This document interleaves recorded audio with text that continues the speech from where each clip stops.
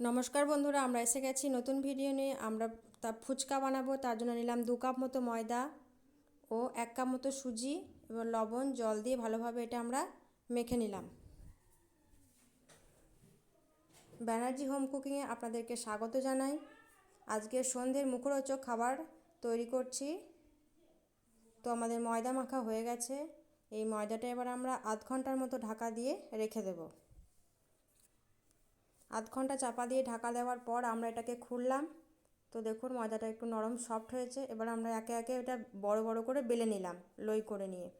এবার আমরা একটা মুখি নিয়ে তার মধ্যে এটাকে ভালোভাবে ছোট ছোট করে ফুচকার আকারে কেটে নিলাম। তাহলে আমাদের অল্প সময়ে আমরা অনেকগুলো ফুচকা তৈরি করতে পারবো এইভাবে। তো আমাদের এভাবে কেটে নিয়েছি, বাদ বাকি অংশটা রেখে দিলাম। আবার আমরা এটাকে লই করে নিয়ে আমরা এটাকে আবার বেলে ফুচকার আকারে তৈরি করব। তো এভাবে প্রত্যেকটা আমরা ফুচকা বানিয়ে নিলাম। এদিকে আমরা একটা বাটির মধ্যে পেঁয়াজ কুচি, লঙ্কা কুচি করে নিলাম। পেঁয়াজটা খুব সরু সরু করে কুচি করতে হবে আলু সেদ্ধ মাখার জন্যে। তো বন্ধুরা, আমাদের পেঁয়াজ কুচি হয়ে গেছে। এবার আমরা পরিমাণ মতো লঙ্কা কুচি করে নিলাম।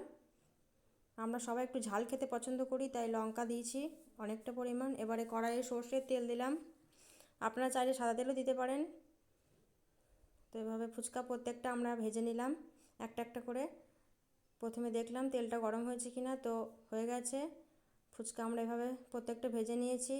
তো দু একটা ফুচকা আমাদের ফোলেনি, তো সেগুলো আমরা আলুর সঙ্গে মেখে দেবো, যেমন দোকানে সাধারণত করে থাকে দোকানদাররা। তো আমাদের সমস্ত ফুচকা ভাজা হয়ে যাবে। এইভাবে ভাজা হয়ে গেছে প্রায় শেষের দিকে।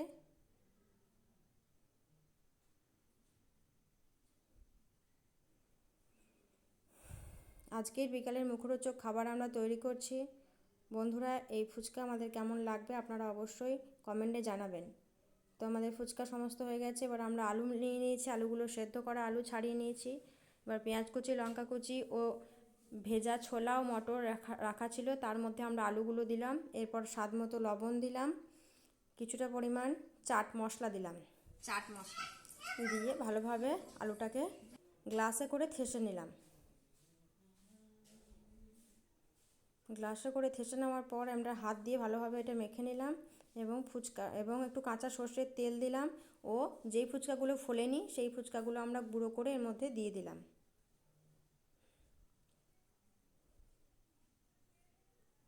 তো আলুটা ভালোভাবে মেখে নেওয়ার পর আমরা এবারে ফুচকার তেঁতুলগুলা যে জলটা করব সেটা দেখুন। প্রথমে তেঁতুলটা ভিজেতে দিয়েছিলাম, তো সেটা ভালোভাবে চটকে নিয়ে এর মধ্যে পরিমাণ মতো জল, লবণ, লঙ্কা গুঁড়ো ও কিছুটা চাট মশলা এর মধ্যে দিলাম এবং লেবু পাতা তুলে নিয়ে এলাম এবং সেটাকে কুচি কুচি করে দিলাম, যাতে লেবুর সেন্ট আসে। এভাবে ফুচকা আমাদের তৈরি হয়ে গেছে। মা খেয়ে বলবেন কেমন হয়েছে।